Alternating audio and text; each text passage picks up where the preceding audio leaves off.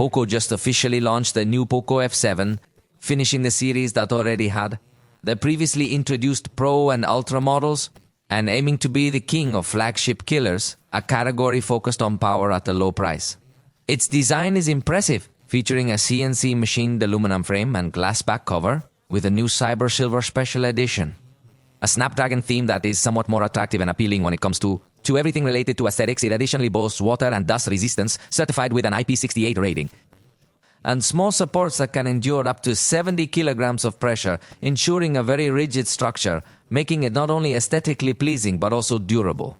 Regarding the screen, there's a 6.83-inch AMOLED panel with a resolution of 1280 by 2772 pixels, a refresh rate of 120 Hz, and a peak brightness of 3200 nits.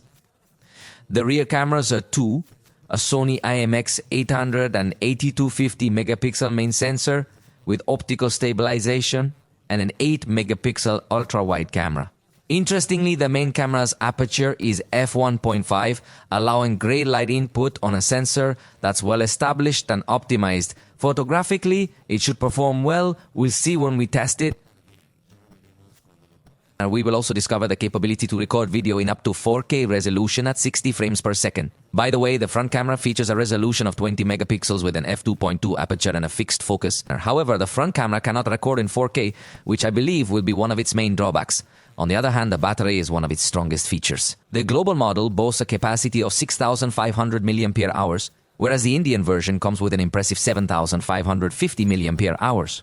We would have loved to have this version available in Mexico, but well, it seems that it will be exclusive to India to have this brutal battery capacity.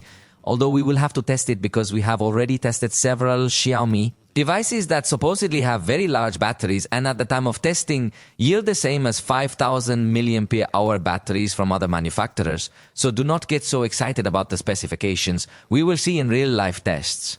Charging capability is 90 watts per cable using Huawei's Hypercharge technology, and it also incorporates 20 to 5 watts reverse charging for other devices with Xiaomi's Hypercharge technology. In terms of performance, it introduces a new Qualcomm chipset named the Snapdragon 8S Gen 4. Little asserts that this processor can surpass 2 million points in Antutu, indicating that it is not a simple processor. To keep it cool, it uses a very large cooling system.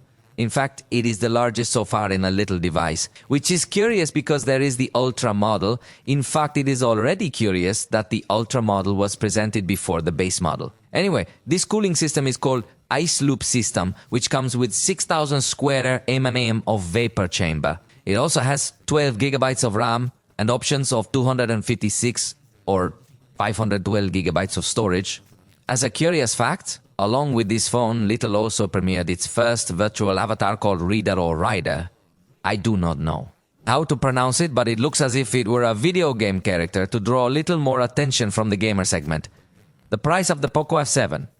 It starts at $399 or 449 euros based on the region. For the 12 gigabytes of RAM model with 256 gigabytes storage, in Mexico it's available in Xiaomi stores for 8,999 pesos. Remember, prices differ by location. However, please tell me if you believe that with these incredibly impressive specifications and this highly competitive price point, the Poco F7 truly stands out as the ultimate flagship killer for this year. Or do you think there might be another device on the market that you consider superior or more fitting for that title?